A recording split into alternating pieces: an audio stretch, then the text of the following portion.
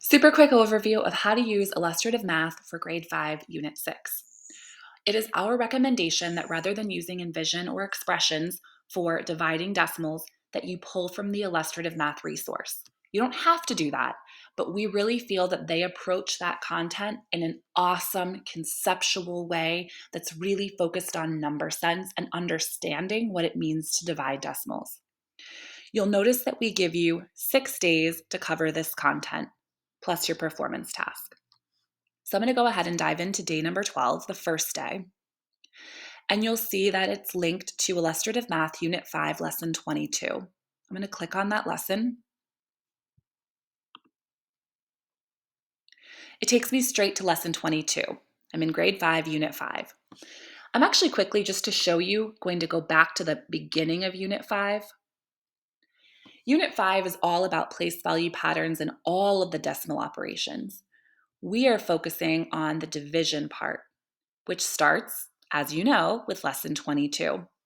So Section D on dividing decimals has 5 lessons. Lesson 26 is actually more of a compilation of all the operations. So really they have 4 lessons. Numbers 22 through 25 are about dividing decimals.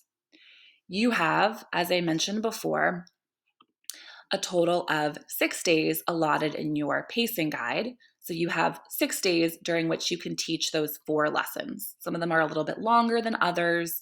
You might need a flex day, whatever works for you to cover the content. Let's go back into Lesson 22. Notice that it has a preparation and a lesson tab. We'll start with preparation. This is the behind the scenes. I totally recommend that you read about it. It has amazing information about the purpose. What's the lesson about? What are the goals? What are the standards? But the main reason that you need this page is because it has the things for you to print. The main thing you're going to want to print is the student task statement. These are basically the handouts for students.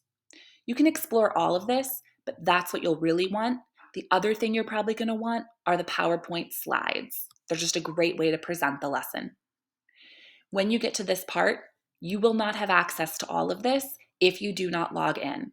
You have to create a free account using your PhilaSD email. If you try to create a PhilaSD email account and over 24 hours, or let's say 48 hours have passed, please contact IM support. It is possible that they will just lose your email and never make your account if you don't contact them. So make the account, wait 24 hours, and then email them for help if it hasn't gone through. All right, so you have your resources, your handouts, and your slides. What's the lesson about? Every illustrative math lesson is broken up into a warm-up, 2 or 3 activities, a lesson synthesis, and a cool down. The synthesis and cool down are basically our reflective closure. The warm-up is our opening routine. And then you can utilize the activities for your formative task, guided instruction, and inclusive student activities. Each of these purple sections is broken up the same. There's a narrative that describes it. It tells you how to launch it. It tells you what the activity is. It gives you this green box. The green box is always what the student handout looks like. That's the thing you can print.